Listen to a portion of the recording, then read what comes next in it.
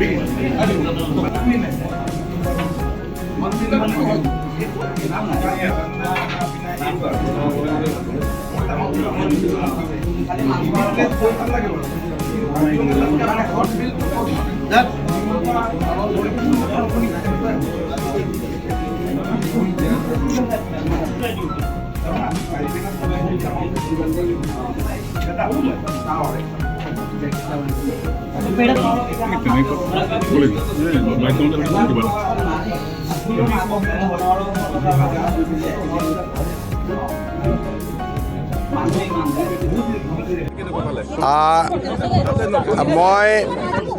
বোকাখাটত প্ৰায়ে পেৰা আৰু পুৰি খাওঁ।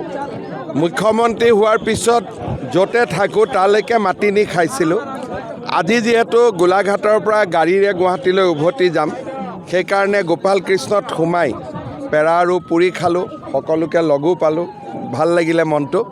এতিয়া লাহে লাহে গুৱাহাটীত গৈ থাকিম আৰু দেওপাহাৰৰ কাৰণে মই ব্যৱস্থা কৰি আছোঁ। অলৰেডি আৰ্কিঅ'লজিৰ টীমে লাগি আছে। আমি গোটেই পাহাৰখনতে এটা খনন আৰু প্ৰত্নতান্ত্ৰিক অনুসন্ধান চলাবৰ কাৰণে সিদ্ধান্ত লৈছোঁ। মই যিমান সোনকালে পাৰোঁ আপোনালোকক ভাল খবৰ দিম। বোকাখাট ষ্টেডিয়ামটোতো হেলিপেড ভাঙি দিয়া হ'ল। ষ্টেডিয়ামৰ কাম আগবাঢ়ি আছে। মই অতুল দাক কৈছোঁ আৰু অলপ ডাঙৰ কৰি লওক। দেখা গৈছে যে হস্পিটেলখনত কিন্তু বিল্ডিং হ'ল, হস্পিটেলখনত এনাষ্টেচিয়লজি আৰু গাইনকলজিৰ অভাৱ আছে। মই কথা পাতিছোঁ, ঠিক কৰি দিম।